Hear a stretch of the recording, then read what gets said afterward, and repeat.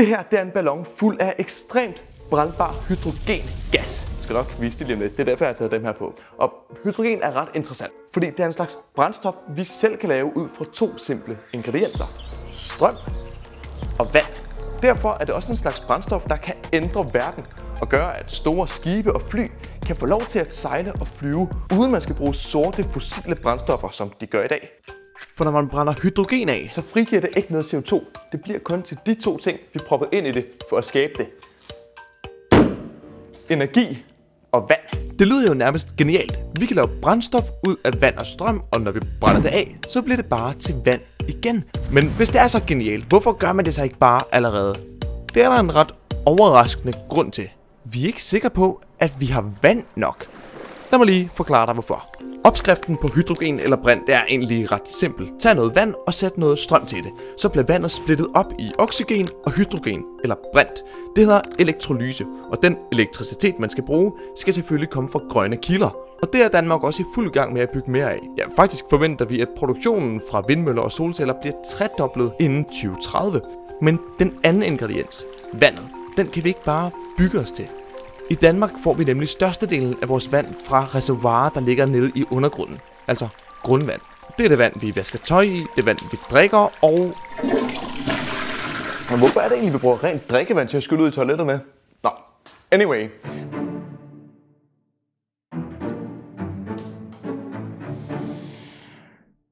For hver enkelt kilo brint, vi gerne vil lave, skal vi bruge næsten 10. Vi skal bruge 9 liter rent vand. Det er cirka sådan her. Og i dag der bruges der derfor allerede næsten 1 million kubikmeter vand om året til at lave elektrolyse. Men alene de næste 6 år kommer det tal til at stige til op mod 30 millioner kubikmeter vand. Og den stigning i efterspørgsel, den vil presse grundvandet, som i forvejen er ret presset. Okay, men hvis vi skal bruge så meget vand, hvorfor bruger vi så ikke bare havet? Der har vi da rigeligt vand i. Ja, jeg kan godt forstå, I spørger. Der er bare en udfordring med havvand, og det er, at det indeholder noget. Du har nok gættet det. Det er salt. Det vand, man skal bruge til elektrolyse, det skal være rent. Ikke bare sådan almindeligt drikkevandsrent, men sådan absurd rent. Og det vil også sige, at man er nødt til at rense vand, før man kan lave det om til brint. Og den renseproces, den er bøvlet, fordi den koster energi, og så er der ret meget spild af vand undervejs. Så hvis du vil lave 1 kilo brint ud fra havvand, skal du ikke bruge 9 liter, så skal du i stedet pumpe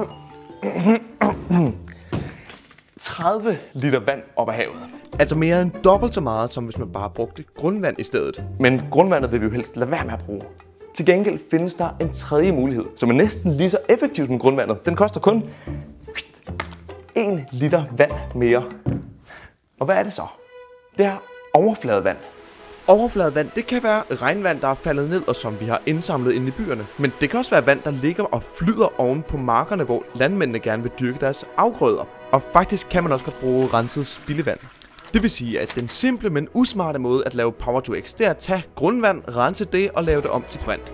Men den smarte måde, det er at tage overfladevandet eller spildevandet og så rense det i stedet. Det rene vand, det kan man så lave brint af, mens det beskidte restvand fra rensningen, det er fuld af stoffer som f.eks. fosfor, som faktisk er en ressource som gødning. På den måde kan tingene køre i ring og blive brugt flere gange. Men det kræver, at man tænker sig om og planlægger, hvordan vi mennesker vi skal tappe ind i vandkredsløbet og ikke arbejde imod det. Vi har kun det vand, vi har. Så med andre ord skal vi planlægge fremtidens forbrug lidt klogere.